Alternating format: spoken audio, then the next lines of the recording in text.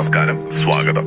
ഇന്ന് നമ്മൾ കഴിവ് ലൈഫ് സ്കിൽസ് അക്കാദമിയുടെ ഒരു ആശയത്തിലേക്ക് കുറച്ചുകൂടി ആഴത്തിൽ ഇറങ്ങി ചെല്ലുകയാണ്.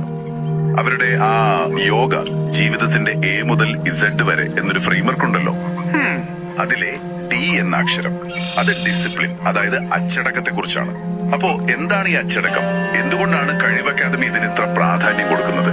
നമുക്ക് അതൊന്ന് നോക്കാം. തീർച്ചയായും. ശരിക്കും ഈ കഴിവ് അക്കാദമിയുടെ മെറ്റീരിയൽ അനുസരിച്ച് അച്ചടക്കം എന്ന് പറയുന്നത് വ്യക്തിത്വത്തിന്റെ ഒരു നട്ടെല്ല് പോലെയാണ്. നട്ടെല്ലോ? കൊള്ളാം. അതെ, നമ്മുടെ ലക്ഷ്യങ്ങളിലേക്ക് എത്താനും ഒരു നല്ല സ്വഭാവം, ഒരു ഉറച്ച സ്വഭാവം ഉണ്ടാക്കിയെടുക്കാനും ഇത് വേണം. ഇതിൽ പിന്നെ ആത്മനിയന്ത്രണം വരുന്നുണ്ട്, നല്ല ഉറച്ച തീരുമാനങ്ങൾ എടുക്കാനുള്ള കഴിവ്, നമ്മുടെ ഒരു മൂല്യങ്ങളോടുള്ള ഒരു വിശ്വാസം, അങ്ങനെയുള്ള കാര്യങ്ങളെല്ലാം. അപ്പൊ പലരും വിചാരിക്കും പോലെ ഇതൊരു നിയന്ത്രണം മാത്രമല്ല, മറിച്ച് ജീവിതത്തിൽ പ്രശ്നങ്ങൾ വരുമ്പോ അതിനെ നല്ല വ്യക്തതയോടെ നേരിടാനുള്ള ഒരു കഴിവ് കൂടിയാണ്, ഒരു കലയാണിത്. വ്യക്തിത്വത്തിന്റെ നട്ടല്, അതൊരു നല്ല പ്രയോഗം തന്നെ. ശരി, അപ്പൊ ഈ ആശയത്തെ കുറച്ചുകൂടി എളുപ്പമാക്കാൻ ഡിസിപ്ലിൻ എന്ന ഇംഗ്ലീഷ് വാക്കിലെ ഓരോ അക്ഷരത്തിനും കഴിവ് ഒരു മീനിങ് കൊടുക്കുന്നുണ്ട് അല്ലേ? അതെ അതെ, നമുക്കതൊന്ന് നോക്കിയാലോ. ആദ്യത്തെ അക്ഷരം D. D for dedication. Dedication, സമർപ്പണം. അതെ, നമ്മുടെ ലക്ഷ്യങ്ങളോടുള്ള ഒരു ഉറച്ച കമ്മിറ്റ്മെന്റ്, ഒട്ടും മാറാത്തൊരു നിൽപ്പ്. ഓക്കെ, അടുത്തത് ഐ. ഐ വന്ന് ഇന്റൻഷൻ, അതായത് നമ്മൾ എന്ത് ചെയ്യുന്നു എന്നതിനെ കുറിച്ച് ഒരു വ്യക്തമായ ലക്ഷ്യബോധം, ഉദ്ദേശത്തോടെയുള്ള പ്രവർത്തനം. ലക്ഷ്യബോധം. ആ ലക്ഷ്യബോധം ഉണ്ടെങ്കിലേ അടുത്ത അക്ഷരമായ എസിലേക്ക് വരാൻ പറ്റൂ. സെൽഫ് അവയർനെസ്, സ്വയം തിരിച്ചറിവ്. ശരിയാണ്. ഈ തിരിച്ചറിവ് കിട്ടുമ്പോഴാണ് പിന്നെ സി വരുന്നത്, കൺസിസ്റ്റൻസി അല്ലെ? സ്ഥിരത. കറക്റ്റ്, സ്ഥിരത. ചെറിയ ചെറിയ കാര്യങ്ങൾ സ്ഥിരമായിട്ട് ചെയ്യുമ്പോഴാണ് വലിയ മാറ്റങ്ങൾ വരുന്നത്. ദീർഘകാല വിജയത്തിന് ഇത് കൂടിയേ തീരൂ. പക്ഷെ ഒരു സംശയം, ഈ സ്ഥിരത എന്ന് പറയുമ്പോൾ ചിലപ്പോൾ ഒരു മെക്കാനിക്കൽ സ്വഭാവം വരില്ലേ, ഒരേ കാര്യം ഇങ്ങനെ ചെയ്തോണ്ടിരിക്കുമ്പോൾ? നല്ല പോയിന്റ്. അവിടെയാണ് അടുത്ത ഐ വരുന്നത്, ഇന്നോവേഷൻ. ആഹാ, ഇന്നോവേഷൻ, നൂതനത്വം. അതെ, പുതിയ വഴികൾ കണ്ടെത്തുക, പുതിയ ഐഡിയകൾ കൊണ്ടുവരിക. വെല്ലുവിളികൾ വരുമ്പോൾ പഴയ രീതി തന്നെ പിന്തുടരണമെന്നില്ല. അച്ചടക്കമുണ്ടെന്ന് വെച്ച് റോബോട്ടിനെ പോലെ ആകണമെന്നില്ല. ശരിയാണ്. അപ്പോ സ്ഥിരതയും വേണം, പുതിയ കാര്യങ്ങൾ ചെയ്യാനും തയ്യാറാകണം. തീർച്ചയായും. പിന്നെ ഈ യാത്ര അത്ര എളുപ്പമൊന്നും ആയിരിക്കില്ല. അപ്പോഴാണ് അടുത്ത അക്ഷരം പി, പേഷ്യൻസ് വരുന്നത്, ക്ഷമ. ക്ഷമ വളരെ പ്രധാനം.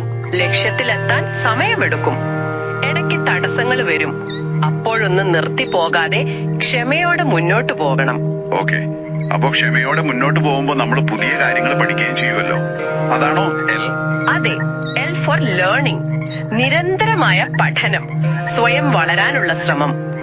ഒപ്പം തന്നെ പ്രധാനമാണ് അടുത്ത ഐ, ഇന്റഗ്രിറ്റി. ഇന്റഗ്രിറ്റി.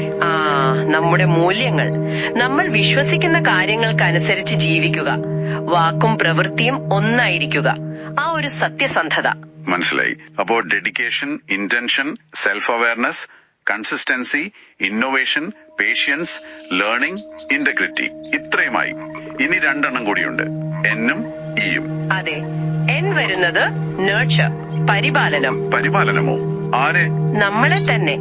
ശാരീരികമായും മാനസികമായും നമ്മൾ ഓക്കെ ആയിരിക്കണ്ടേ? നല്ല ആരോഗ്യം, മനസ്സിന് സന്തോഷം, ഇതൊക്കെ ഉണ്ടെങ്കിലേ ഈ പറഞ്ഞ അച്ചടക്കമൊക്കെ നിലനിർത്താൻ പറ്റൂ. സ്വയം ശ്രദ്ധിക്കണം. ഓ ശരി ശരി, സ്വയം പരിപാലനം. എന്നിട്ട് last E. E for excellence, മികവ്. എക്സലൻസ്. നമ്മൾ എന്ത് കാര്യം ചെയ്യുമ്പോഴും അത് ഏറ്റവും നന്നായിട്ട്, ഏറ്റവും മികച്ച രീതിയിൽ ചെയ്യാനുള്ള ഒരു ശ്രമം. ഒരു പെർഫെക്ഷൻ അല്ല, പക്ഷേ ഒരു ബെറ്റർമെന്റിന് വേണ്ടിയുള്ള തുടർച്ചയായ ശ്രമം. കൊള്ളാം. അപ്പോ ഈ 10 കാര്യങ്ങളും ചേരുമ്പോഴാണ് ഈ കഴിവ് പറയുന്ന ആ ഒരു പൂർണ്ണമായ അച്ചടക്കം ഉണ്ടാവുന്നത്. അതെ, ഈ ഘടകങ്ങളെല്ലാം ഒന്നിക്കുമ്പോഴുണ്ടാകുന്ന അച്ചടക്കം നമുക്ക് ചുറ്റും കാണാൻ പറ്റും, പല രീതിയിലും. ഉദാഹരണത്തിന്, ഇപ്പോ ഒരു വിദ്യാർത്ഥി കൃത്യമായിട്ട് ടൈം ടേബിൾ വെച്ച് പഠിക്കുന്നു, രാവിലെ എഴുന്നേൽക്കുന്നു. അവിടെ നമുക്ക് സ്ഥിരത കാണാം, ലക്ഷ്യബോധം കാണാം, ആത്മനിയന്ത്രണം കാണാം, അല്ലേ?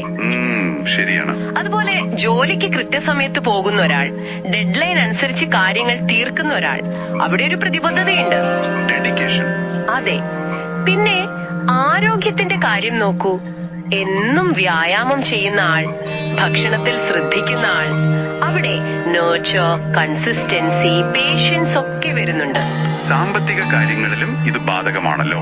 ഒരു ബഡ്ജറ്റ് ഉണ്ടാക്കി ജീവിക്കുന്ന ആൾ. തീർച്ചയായും അവിടെ ലക്ഷ്യബോധം, ആത്മനിയന്ത്രണം, ഒരു പക്ഷേ എക്സലൻസ് കൂടി വരും. കാരണം പ്ലാനിങ്ങോടെ കാര്യങ്ങൾ ചെയ്യുന്നു. ഈ ഉദാഹരണങ്ങൾ കേൾക്കുമ്പോൾ ശരിക്കും ഈ അച്ചടക്കം എന്നത് ജീവിതത്തിന്റെ എല്ലാ ഭാഗത്തും ആവശ്യമുള്ള ഒന്നാണെന്ന് തോന്നുന്നു. അതുതന്നെ. അപ്പോ നമ്മളിത് കേൾക്കുന്ന നിങ്ങളോട് പറയുകയാണെങ്കിൽ നിങ്ങൾക്ക് ഇതെങ്ങനെയാണ് ഗുണം ചെയ്യുക? ഈ കഴിവ് ബുക്ക്ലെറ്റിൽ പറയുന്ന ഒരു കാര്യം എനിക്ക് ഇഷ്ടപ്പെട്ടു. ആകർഷണം എന്നത് പുറമേ കാണുന്ന ഭംഗിയിൽ മാത്രമല്ല, നമ്മുടെ വ്യക്തിത്വത്തിലും അച്ചടക്കത്തിലും കൂടിയാണ് ആ ആകർഷണം വരുന്നത് എന്ന്. വളരെ ശരിയാണ്. അപ്പോ ലക്ഷ്യങ്ങൾ ക്ലിയർ ആക്കുക, നല്ല ശീലങ്ങൾ ഉണ്ടാക്കിയെടുക്കുക, ചെറിയ വിജയങ്ങൾ വരുമ്പോൾ അതൊന്ന് ആഘോഷിക്കുക. ഇതൊക്കെ അച്ചടക്കം വളർത്താൻ ഹെൽപ്പ് ചെയ്യും. അതെ. അപ്പോ ഈ ചർച്ചയുടെ ഒരു കാതലെന്ന് പറയുന്നത് അച്ചടക്കം ശരിക്കും വിജയത്തിലേക്കും ഒരു സംതൃപ്തമായ ജീവിതത്തിലേക്കുമുള്ള ഒരു താക്കോലാണ്. അത് പഠനമായാലും ജോലിയായാലും ആരോഗ്യം, പണം, ബന്ധങ്ങൾ, എവിടെ നോക്കിയാലും ഇത് നല്ല മാറ്റങ്ങൾ കൊണ്ടുവരും. ഇതൊരു ഭാരമായിട്ട് കാണേണ്ട കാര്യമില്ല. ഒരിക്കലുമില്ല. ഇതൊരു ലിമിറ്റേഷൻ അല്ല, മറിച്ച് നമ്മുടെ ജീവിതത്തെ കൂടുതൽ ഓർഗനൈസ്ഡ് ആക്കാനും വരുന്ന പ്രശ്നങ്ങളെ ധൈര്യത്തോടെ, വ്യക്തതയോടെ നേരിടാനും സഹായിക്കുന്ന ഒരു കലയാണ്. ഒരു കല. നന്നായിട്ടുണ്ട്. അപ്പോ അച്ചടക്കം ഒരു കലയാണ് എന്ന ചിന്തയോടെ നമുക്ക് ഇന്നത്തെ ഈ ഒരു വിശകലനം നിർത്താമല്ലേ? പോകുന്നതിന് മുൻപ് നിങ്ങൾക്കായിട്ടൊരു ചെറിയ ചോദ്യം. അച്ചടക്കം എന്നത് വെറുതെ കുറച്ച് നിയമങ്ങൾ പാലിക്കൽ മാത്രമാണോ? അതോ നമ്മുടെ ഉള്ളിൽ ഉറങ്ങിക്കിടക്കുന്ന കഴിവുകളെ, സാധ്യതകളെ മുഴുവനായി പുറത്തെടുക്കാനുള്ള ഒരു വഴി കൂടിയാണോ ഇത്? നല്ല ചോദ്യം. ഇതിനെക്കുറിച്ചൊന്ന് ആലോചിക്കുമല്ലോ. അടുത്ത തവണ മറ്റൊരു വിഷയമായി നമുക്ക് വീണ്ടും കാണാം.